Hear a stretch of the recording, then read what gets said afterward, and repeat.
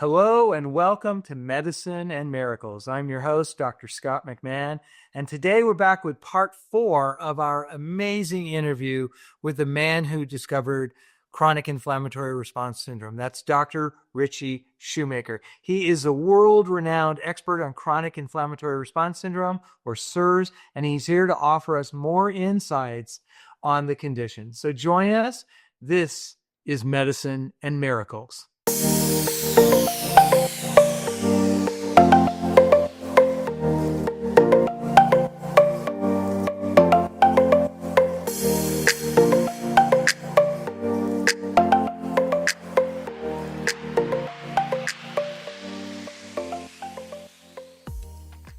Dr. Shoemaker, is at the end of our last segment, we were talking about actinobacteria and endotoxins and whatnot. And did you know that at the upcoming Surviving Mold CIRS annual conference, the one that's going to be held in Tempe, Arizona, June 5th to 8th, did you know that one of our speakers is going to be talking specifically about sewer gas? That would be Eric Dorninger, wouldn't it? He is gonna talk about that, but we have somebody who actually specializes from the Arizona region, who specializes in sewer gases and the endotoxins that come with them and whatnot. I believe his name is Derek Denis. It's spelled like Dennis, but it's pronounced Denis. I haven't met him, but I'm excited to hear what he has to say. Well, I would much rather hear him when he's talking about sewer gas than Eric passing gas, quite frankly. Well, and I heard that he has a real potty mouth, so we'll see. And you're going to be speaking also. What do you recall what your topic is? Oh, I'm going to the brain. I've got Parkinson's disease, and I'm doing so much better with it. I want to prove the science. Had my visit with a neurologist yesterday, and gave him a paper we've just written, and we'll have another new one by Tempe time, looking at the mechanism of brain injury leading to Parkinson's. It looks like we've got a winner. And if we can clear endotoxins out of the equation, we'll have a lot of people not getting Parkinson's disease. Oh, that's fantastic. And of course, Dr. Dale Bredesen will be there talking about, his work with Alzheimer's. But let's stop with Parkinson's for a second. And I know that the work that you've been doing that is through Genie, and you mentioned Genie before. It's a transcriptomic test which looks at what's going on in the cell. Why don't you tell us a little bit about what you have already discovered, through Genie about Parkinson's and exposure to mold and the like? We have 200 genes that we manage to test.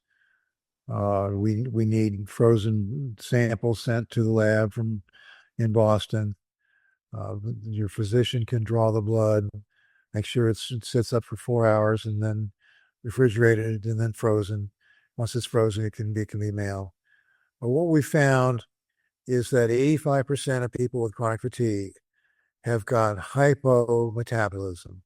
This is the injury to the ribosomal production mechanism of proteins. We now know the basic physiology of all this. If you want to know one thing wrong, is there hypometabolism? Secondly, is there disruption of normal energy production mechanisms? Thirdly, do we have proliferative physiology creating lactic acidosis and leading to all the problems with pyruvate that are so commonly found in CIRS? We've been able to show defective apoptosis and regular apoptosis. We've been able to show apoptosis caused by fungi. We've been able to show apoptosis caused by MAP kinases. It's all fancy names, but they're all different. It's like the biology of the ecology and the pathophysiology of the illness.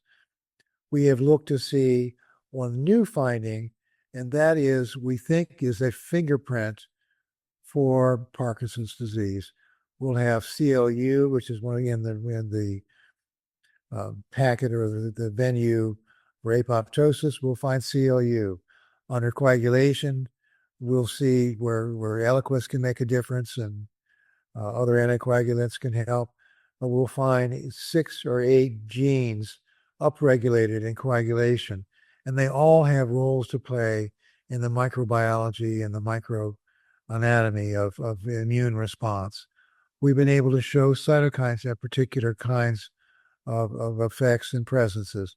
We're able to show specific causation of actinobacteria, both from TGF beta 1 receptors, TGF beta 2, TGF beta 3. These receptors, in combination with MAP kinases, give you specific causation. If we look at endotoxins, we look at CD4, Toll-2 receptors, Toll-4 receptors. We'll look at fungal causation with the MAP kinases and the fungal caused apoptosis. And all this is one blood test. But the Toll-2 receptor is the real packet of interest right now, because this is one that will turn on microglial cells to start destroying more of the gray matter in the brain and more of the white matter in the brain. And we look at Parkinson's particularly, and this will, the microglial cells will spread alpha-synuclein, the king bee of Parkinson's, from cell to cell, and destroy autophagy, which is the cell's mechanism to destroy alpha-synuclein. But if we can control microglial cells, which we can stop the illness. We're now looking at this pattern of antigens, of genes present in kids that are 4 years old. You were seeing children who had Parkinson's genes and didn't know it. Would you have treated that child for Parkinson's disease without Parkinson's symptoms? Well, we're looking at the DNA mechanisms and the genomic mechanisms that lead to Parkinson's. Why are we waiting 40 years for the illness to be reproducibly reliable and killing people? Why aren't we treating it while we still can? These are questions that will be answered, and I hope the Toll-2 panel I give will give some answers onto what is ahead in the world of Parkinson's. When you ask what is the role of Genie in the future of medicine, it's going to be telling us what's wrong before we know what's wrong, so we can fix it, and then it won't be wrong. Very cool. And COU is clustering. And did you want to mention anything about the tubulins also? Thank you for mentioning that. The third element of the triple positives are cytoskeleton tubulins.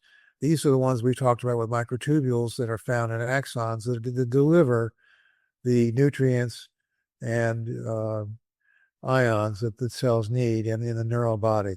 Every cell has got tubulins in them. When the cell is dividing, tubulins will attach from one pole of the cell towards the collection of those chromosomes called centromeres in the middle of the cell, and will pull the DNA to make two daughter cells. So cell division, you need tubulins. If you've got defective tubulins, will you have correct cell division? No. This is where the problem with fungi started getting known worldwide, because the antifungal disrupts tubulins and disrupts its attachment sites in centromeres. So we can create mutants that survive the antifungal, but are no longer have the right DNA, and we're going to be making genes that are abnormal, found in organisms that didn't live inside buildings until they were poisoned and mutated, and now they do live in buildings, and now they're everywhere. I would rather be in a Scottish castle 1,000 years old than the newest apartment complex in Salisbury on the Wycomico River. Wow. It's not every day that I get to talk about mitosis with people. So thank you for taking me back like 45 years or And meiosis too, don't forget that. and meiosis, because you got to get the germ cells too. Exactly. So I'm going to switch gears a little bit, if I might. If you were talking to a CIRS patient today and they were new to treatment, what would you say? And I got to stop here, because the only peer-reviewed published method of treating chronic inflammatory response syndrome that I know of is called the Shoemaker protocol. So thinking about the Shoemaker protocol, which you probably know something about, I don't know, we'll just say that maybe you created that and tested it and published. Yes. Yeah. Based on that, what would you say are the most important steps? I mean, they're all important, but what are the most important steps for patients to get right? I think steps 1 and 12. There are 12. The first step is removal from exposure. And how you know you're exposed? Well, you can test your house. You can look. You can smell. If we have a water event, you know it. Well, then how about the hotel that you don't know about? You have to remember that simple exposures, even for 10 minutes, just smelling geosmin, the actinobacteria smell, or it can be a warning that it's time to get out if you're genetically susceptible. So if you're a CIRS patient, step one's removal from exposure. Having said that, step 12, that you go through 2 through 11, is use of VIP to do the cleanup, to do the finish work, to do the completion of the reparation of the brain and the reparation of the immune responses. So those two are the two biggies. I hesitate to leave out number 3, which is correction of Marcons, bacteria that are commensals living in the nose, because if they're there and they're thriving, you will not get better just by using step 1 and step 2. So step 3 is important. You can find step 1 through 12 in the physician essays on surviving mold under the What is the Shoemaker Protocol. The 12 steps are written right out for you. In fact, Scott, your essay was one of the best still. You were the first and one of the best. Well, thank you. When I vividly remember talking to you in your office back there in 2010, and you telling me that for the vast majority of people that don't get better, there's only three reasons. Three. The first one is they're not taking a sufficient amount of binder. The second is that they have untreated Marcons. And the most important and the most common is that they haven't gotten out of their exposure yet. And that's steps 1, 2, and 3 of the Shoemaker Protocol. 15 years has gone by since we had that conversation. Don't you think we should have learned something more by now? Uh, Well, I still haven't seen anything, that has been frequent enough to be a fourth reason. Those three pretty much always cover it. Well, That's you know, 2,000 patients for me later. we have created enough biomarkers now. We've gone beyond 3 steps. But if you don't do the first 3 correctly or don't do them down the road, you won't get better. The problem is not the protocol. The problem is 1, 2, 3. Yeah, absolutely. So that's all the time we have for this segment. When we come back, I want to talk about the use of systemic antifungals and see if I can get you riled up at all. So thank you, Dr. Yes. Shoemaker. And that wraps up part 4 of our fascinating interview with Dr. Ritchie Shoemaker. He's world renowned and he knows more about CIRS than anyone else on the planet. And by the way, if you want to see Dr. Shoemaker live, if you want to see him in person, don't forget to check out the Surviving Mold CIRS X annual conference that's going to be held in Tempe, Arizona this year. It's June 5th through June 8th. You can come virtually or you can come in person. The hotel rates are amazing. They're the best we've had in years. It's an amazing facility. Check it out at cirsx.com, www.cirsx.com. And if you want to find just more information about CIRS, then also check www.cirsx.com. And don't forget, if you're looking for a medical provider, you can find that at www.survivingmold.com, or you can check out for direct to consumer services, where you get to go straight online and find somebody who can treat your CIRS or find out if you have CIRS. You can do that at www.moldco.com, moldco.com. Now, let's get into this week's miracle. I've mentioned before that I had kind of a rough childhood, but when I turned 4 years old, I knew that I was going to become a doctor. Now, the thought of that hope actually kept me alive through dark days. Through middle school and high school, those were really awful years for me. There were just all sorts of bad things happened in my family, bad things happened to me. It was a rough time. And just the idea that I was someday going to be a doctor and life was going to be much better, that's the hope that kept me going all the way through school. Kept me going, working 3 jobs, getting home at 2 in the morning, being at class at 8 in the morning, taking tests. Yeah, that's what kept me going, just to be honest with you. Now, when I was 22, so we're going to fast forward, I'm in the last semester of college and I've done my applications to medical school. I applied to 7 different medical schools. Didn't know if I was going to get into any. It's very competitive. And so that following spring in my senior year, I got my first letter from a school that said, "We accept you. We want you to come to our medical school." And I was like, "Woohoo, there we go." And I opened it, I read it, and this curious thought went through my mind as I'm reading this first acceptance letter. And that was, am I really supposed to be a doctor? I had really never thought about it before. I just had always, since I was 4 years old, decided that's what I was going to be. And I wasn't really a believer in Jesus or in God. I knew there was a God. I didn't spend time praying or anything like that, but I just stopped and I asked and I said, "God, I've never asked you, what am I supposed to be in life? Am I supposed to be a doctor? Am I supposed to be a fireman or a lawyer or a school teacher or something else? I don't know." And I took the letter at that time after I asked, and I just put it down on my desk, and I decided I was going to wait till I got an answer. Well, it took about 3 weeks, but then I heard this voice in my head, and it said, "Scott, you will never be satisfied being anything other than a physician or a minister." Now, you got to know that was the voice of God, because I would have never thought of myself as a minister. No way.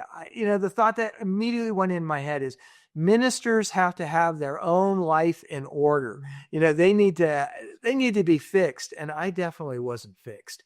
So the idea of being a minister was crazy. I said, "I'm not doing that." So I took the letter of acceptance, I signed it, I sent it back to the school, and in August, I started medical school at that school and never looked back. Glory to God. Who knew that he talked to people who didn't even follow him? Because that's who I was at that time. And I've learned that this is a key to life. First of all, the Bible says that if you ask God for wisdom, he'll give it to you. He will give it to you. And he expects you to follow it. And this is a powerful key to life, to all of life's difficult questions. All of life's difficult questions. Who should you marry? What college should you go to? How should you train for the next 50 years of your life if you're a teenager in your early 20s? Anything that you can think of, God has the answer for. And it absolutely works in every area of my life. If you'll pray, if you'll believe, and if you do when the answer comes, if you'll do what the answer says. Glory to God. Now, we always finish one of our episodes with a moment of hope. And that was an amazing miracle, but we got to switch gears and check out our moment of hope. But it's really not that different. Did you know that God thinks about you constantly? You're always on his mind. In fact, there's a song by Misty Edwards that says, "I'm always on his mind." It comes from Psalms 40, verse 5, part B. It says, "And your thoughts toward us cannot be recounted to you in order. If I were to declare and speak of them, they are more than can be numbered." God is constantly thinking about you. There's another verse that says that his thoughts toward you are more than all the sands on all the beaches in the entire earth. That's a lot of sand. That's trillions of pieces of sand. And his thoughts toward you are even more frequent than that. So God is constantly thinking about you. It's an infinite number of thoughts about you. And as we discussed in a previous episode, his thoughts toward you are good thoughts and therefore a good plan for you. Why? Because God really loves you. In fact, he's crazy about you. And he thinks about you all the time. In fact, you're so special for him that he came to earth and he died for you so that you could spend eternity with him, all forever with him. Well, that's it for today. I'm your host, Dr. Scott McMahon. If you liked something, if you learned something, press like and subscribe. And join us again for our next episode of Medicine and Miracles, where we find the mysteries of the human body are intersecting with the unsearchable God. That's all. Goodbye. God bless you.